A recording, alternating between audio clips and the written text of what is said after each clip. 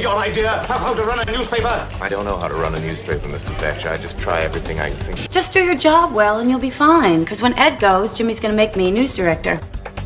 It is episode 16 of Two J's in a Pod. I'm Mary Ellen Murphy from WGHN Radio. And I am Sarah Leach from the Ottawa News Network. Hello, dear. Hello. We're It's almost been a minute. into the summer season. Before we start talking about local stuff, I just want to ask, did you read or watch anything with Jake Tapper? No. Okay. And can I ask? I avoid cable news shows Okay. like the plague because Okay. I kind of think that they ruin my business. I'm not sure why he wrote this book. I realize that the story needs to be told, but it almost comes off as gossipy at this point. Mm-hmm. You know what I'm saying? And, Yeah. and at the end of the day, Democrats need to point the finger at former President Joe Biden, who said that anyone. he would be a one-term president. Yep, You that's have to true. start there. Yeah. But it's interesting. Democrats. I mean, I'm hearing from lifelong Democrats who are done, who say, "I'm looking for a new party. I'm done." And about a year ago, maybe longer, somebody put a little bug in my ear about Governor Whitmer being asked to run. And I told a few people that. Well, she was on the short list for running mates for Harris Yes, as well. but even Biden when he ran. Yes, but this was somebody in the legislature in Lansing said that there were rumors going around that Biden had talked to Governor Whitmer about running. Apparently, and so I told a few people, and they just kind of laughed. And this was before he stepped down. Apparently, Jake Tapper says that was true. Oh, really? And she said no. Did he say why? No. She just said, no, I'm not interested. But anyway, I think the book is important in that, they were saying that access to Biden was cut off as early as mid-2023. I mean, there's just a lot to unpack there. But then, like, you watch video or you watch President Trump at West Point and the speech that he made, and you say to yourself, well, wait a second, is anybody taking a look at him cognitively? You know what I'm saying? Well, I guess I look at it from the perspective of I don't like history being documented in books when the story is still unfolding. Do you know what I mean? Like I kind of prefer the more retrospective when there's some distance in time. Okay. The election just happened, and this is still a working journalist, which I'm also not a big fan of. It's like when you do stuff like that, I know, projects like that, you're no longer working in the business. That's sort of the gentleman's agreement that I think most journalists have with the rest of the world. Yeah. It's just a weird flex to me. Yeah. Why do this? What are the political implications? Because now you're affecting the story, and you're affecting the timeline and the narrative and how people are looking at people who are still in office, right, people who are still in, influential roles in media. I mean, I'm not a big fan of that kind of stuff. Interesting. That's like me doing a tell-all book on OI right now. Yeah, you're right. One of the things that he said, which he told Megyn Kelly, and they're actually friends, but he told Megyn Kelly that elected Democrats were actually laughing at the media because they couldn't figure out what was going on with Biden. They didn't dig deep enough. That really ticked me off. I love this double speak about the media. Yeah, well, all roads go back to it being the media's fault, I know, right? Because I know. Kill the messenger and whatnot. I know. I'm just disgusted. I just wanted to hear one of the interviews, and then I watched one with Katie Couric, and I just wanted to hear what he had to say. I thought it was a story. I was there for it, but I thought, well, don't you find it a little interesting though that there's more disenfranchised Democrats right now than there are Republicans? Yes. Because arguably, I would think that the Republican Party is more in crisis in a different way. Right. Because it is completely polarized and revolves around one person. And there's no kind of off-ramp strategy of what happens when that person is no longer, right, leading the charge. Yeah. And Democrats are, in crisis in a different way because they just don't have an answer to some of this, frankly, just insane rhetoric that has now just kind of permeated through the national landscape. I find that incredibly interesting that Democrats would be the ones that feel that disenfranchisement more than Republicans.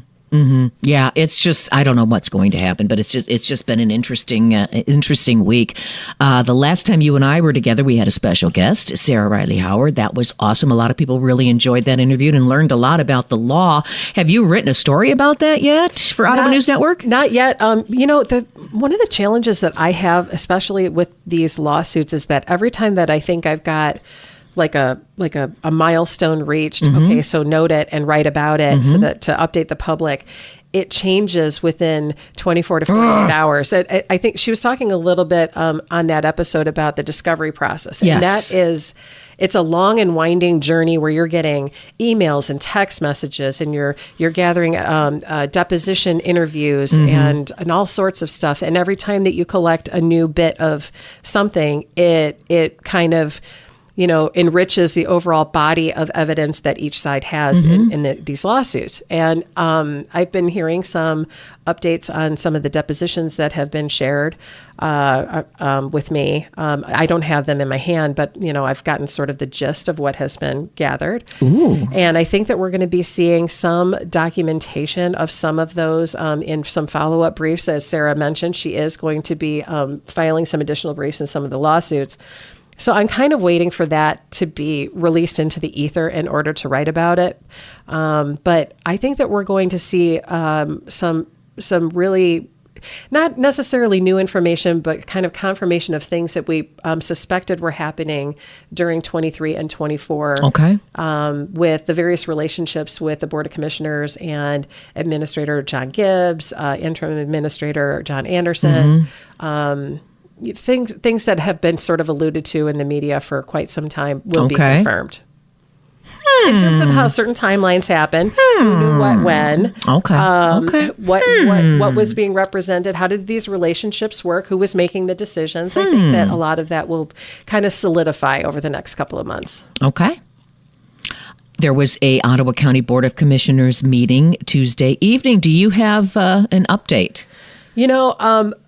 Strangely, my update from yesterday is this meeting was over when I could still see light out of my window, awesome. which is so sad that is noteworthy.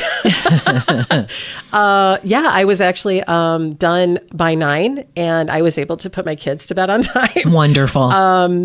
It was. There was a lot of consent resolutions. So we kind of got through the potatoes, and there was only a couple of pieces of meat, some board realignment things. Nothing too scandalous, which I thought was kind of refreshing. The only things that I would note is that we obviously have the Campbell Plant, which I'm sure we'll talk about next. Yes, I was just going to bring that up. and then they're considering going back to a 2-meeting-a-month strategy because some of the commissioners, including all of the Ottawa Impact commissioners, as well as Commissioner Doug Zylstra, they were really pushing to go back to the 2-meeting-a-month system because they're saying that the frequency sort of could be frustrating or problematic for some of the department heads. Because as Commissioner Doug Zylstra put it, I thought this was a good analogy. He said, well, if a department head needs something and they miss the train for this meeting, then they have to wait for another month to get onto the next train. Yeah, you're right. And, does that sort of gum up the works of the county business? That's a good point. Interim Administrator Gary Rosema said, well, a lot of the staff have become accustomed to this new way of doing things. And what I thought was really interesting is that John Teeples, the chair of the Board of Commissioners right now, said, just so that the 2-meetings-a-month system that was over the last couple of years on average cost us $90-some thousand a year. By doing 1 meeting a month, we're down to $51,000 a year. I kind of sat and I puzzled about that a little bit because part of that is staff time.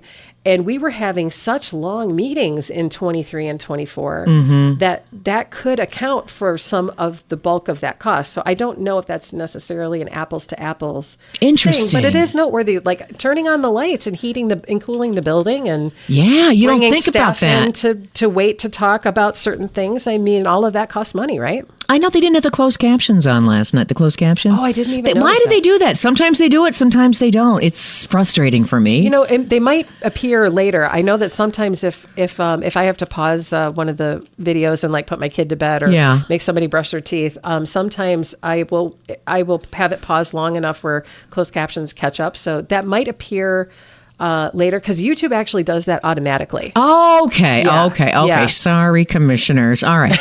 Oh, but speaking of which, they did discuss a new system that they're going to go to. So, really? So the clerk, the deputy clerk, was talking about a new system. Yes, where when they vote, instead of doing that roll call thing, and the clerk kind of calls out the last name, and then they say, yes or no. They're going to have an electronic digitized way of voting. No, where it's kind of like, that's kind of how the legislature works, right? Yeah. Where they kind of punch in yes or no.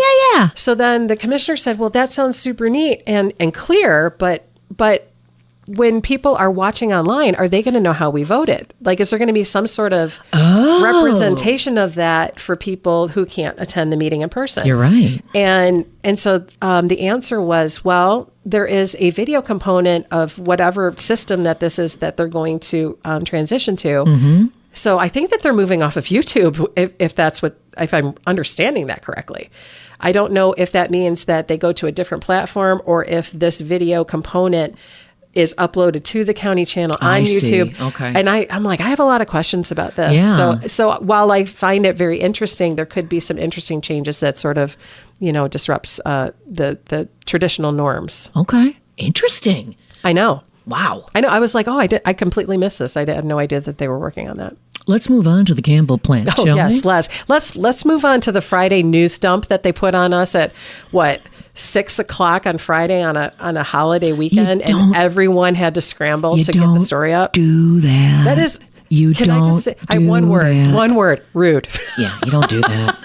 I was at a little backyard campfire making a s'more. I was on vacation when that went down. Yeah, I was at my friend's house. So much. And I was like, well, I have to go home because that's where my laptop is, because now I have to work unexpectedly again. Do that on a Friday of a long holiday weekend. So I know Wood TV was out there yesterday. So it's a 90-day pause. Yeah, I think consumers was a little taken off guard because, again, we're invoking some sort of Wartime Emergency Powers Act. So this is the U.S. Energy Secretary Wright. He issued an order to consumers to make the Campbell plant available to come back online, right, for 90 days, which is different than you can't close the Campbell. So that's what I read into that is they can remain operational or they can just not dismantle and not remain operational and have the capacity to come back online if necessary for 90 days. Now, interestingly, the argument was because of peak summertime energy use. And in 90 days, we are going to be outside of that window. So unless the federal government can come up with yet another explanation or excuse in order to delay what is a private company's business decision to keep this going, I don't see how this extends beyond 90 days because you lose that argument about the peak capacity of the summertime and whatever and the grid and stability. And honestly, if it remains offline for that 90 days and nothing happens, I think that they run out of arguments.